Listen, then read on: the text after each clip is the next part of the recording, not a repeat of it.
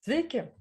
Šiandien pasidalinsiu nauja galimybe, labai gražia galimybe, kaip mes galime parašyti štai tokį spalvotą tekstą su perėjimais. Tai matote kelis pavyzdžius. Ir prieš pradedant pamoką, aš noriu jūsų paprašyti pasekti šį mano kanalą. Tai kai jau esate YouTube kanale ir įrašėte Canva pamokas, galite tiesiog paspausti subscribe arba prie kiekvieno video šiek tiek žemiau pavadinimo yra mygtukas subscribe. Kviečiu jūs jį paspausti ir sekti šį mano kanalą. Taip įkvėpsite mane kurti ir toliau lietuvių kalba. Canva pradžios puslapyje mes galime pasirinkti bet kokį dydį. Aš renkuosi socialiniai tinklai ir tegul bus Facebooko įrašas, spaudžiu sukurti tuščią. Dabar mes galime eiti kairės pusės juodąjį meniu ir spauskime programos. Į paieškos langelį įrašykime Type Gradient ir pasirinkime šį appsą, Type Gradient. Paspaudus jį, matome viršuje Main Text, tai čia mes galime įrašyti savo tekstą. Pavyzdžiui, aš rašau spalvotas Canva tekstas. Tai jūs čia parašote savo tekstą, toliau mes galime pasirinkti šriftą. Šiek tiek žemiau mes jau matome, kaip atrodys su esamu šriftu. Dabar šriftas pas mane yra Anton, tačiau jeigu čia paspausime, mes matysime daugybę šriftų. Tai mes galime pasirinkti kažkokį šriftą ir jeigu norime pasižiūrėti, kaip atrodys mūsų tekstas, mums reikia išeiti iš šriftų, štai čia paspausti prie žodžio fonts rodiklį į kairę pusę ir mes jau matome, kaip mūsų tekstas atrodys. Jeigu vėl norime pakoreguoti, grįžtame į šriftus ir susirandame savo patinkantį šriftą. Aš, pavyzdžiui, palieku šriftą Anton, kuris ir buvo, ir spaudžiu rodiklę, sugrįžtu. Toliau mes matome, kad galime pasirinkti lygiavimą. Dabar lygiavimas yra iš kairės pusės, tačiau mes galime pasirinkti, kad jis būtų per centrą. Matome, kaip pasikeitė lygiavimas arba iš dešinės pusės. Tai nurodome lygiavimą.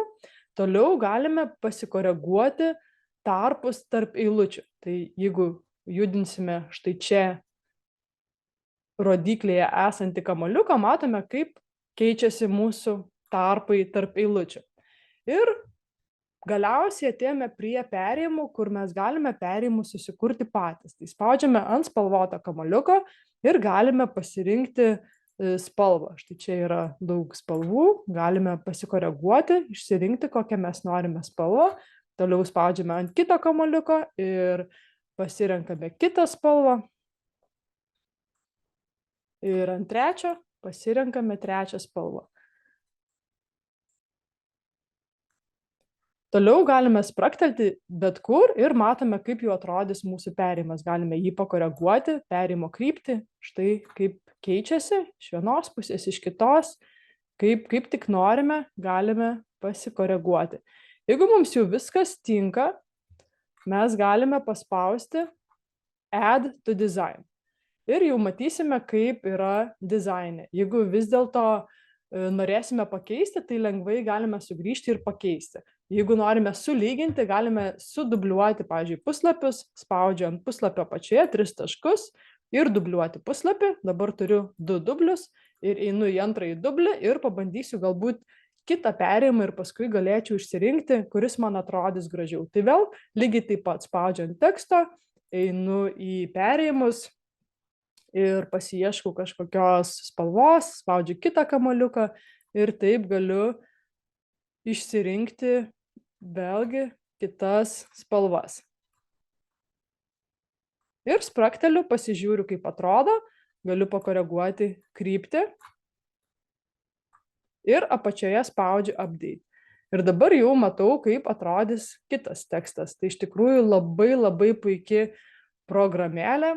Galime ne tik sudubliavę keisti perėjimus, mes galime pasikeisti ir tekstą. Tai paspaudžiu ant teksto, grįžtu į patį viršų ir parašau kitą tekstą. Taip, ir matau, kaip atrodys, galbūt reikia pasikoreguoti tarpus ir susitvarkyti greitai perėjimus. pasikoreguoti kryptį ir spaudžiu update. Tai tikiuosi, jums ši trumputė pamoka patiko ir jūs šias žinias pritaikysite. Jeigu norite sužinoti daugiau Canva triukų ir visokiausių galimybių, apsilankykite puslapyje coursera.lt ir čia rasite 2 kursus Canva ir dirbtinio intelekto magiškus įrankius, kur jūs galėsite studijuoti savo patogiu laiku ir sužinosite taip pat daugybę naujų Canva galimybių. Tai tiek šiam kartui ir sakau jums iki.